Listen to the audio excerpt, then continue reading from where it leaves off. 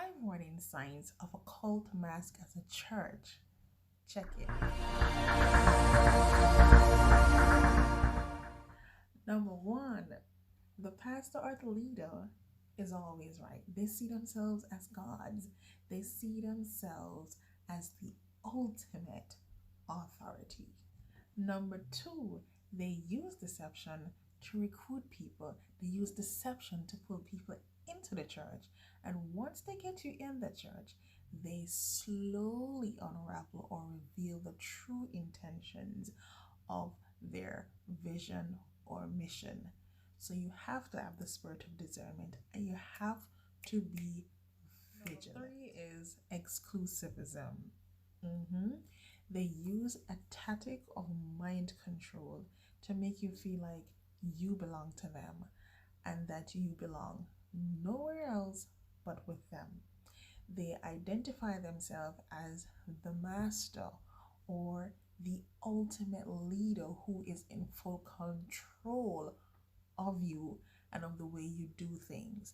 They are leading you under strict guidance. There are a lot of restrictions that if you overstep, you will be punished. Number 4 is fear and intimidation. Yes, again, they will use a tactic of mind control to instill fear and intimidation, to give you a sense of guilt. You are constantly burdened with the sense of guilt, and this is with the intent for you to do whatever it takes to appease them. You will do whatever it takes. You will go as far as doing scrupulous things to satisfy the master or the leader. So the 5th sign to look out for is that there is no accountability for leadership.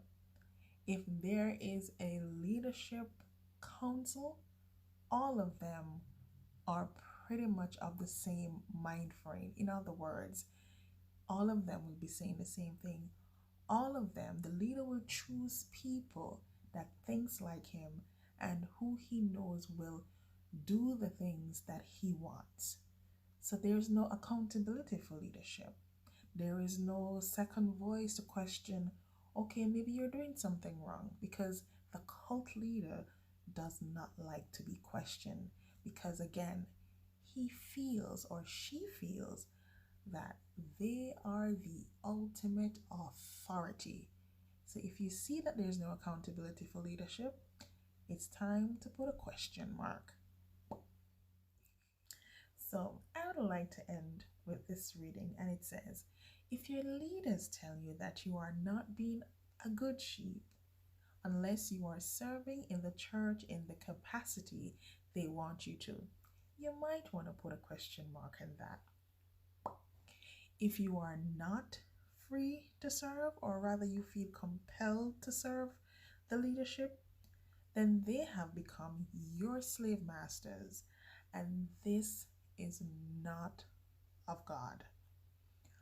Our Heavenly Father gives free will and never requires us to be his slaves. Remember that. He invites us to serve him, and if we fall short, he does not reject us or shun us. His love is unconditional.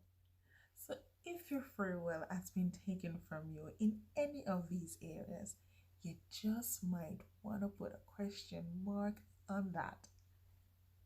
Boop. Check you later.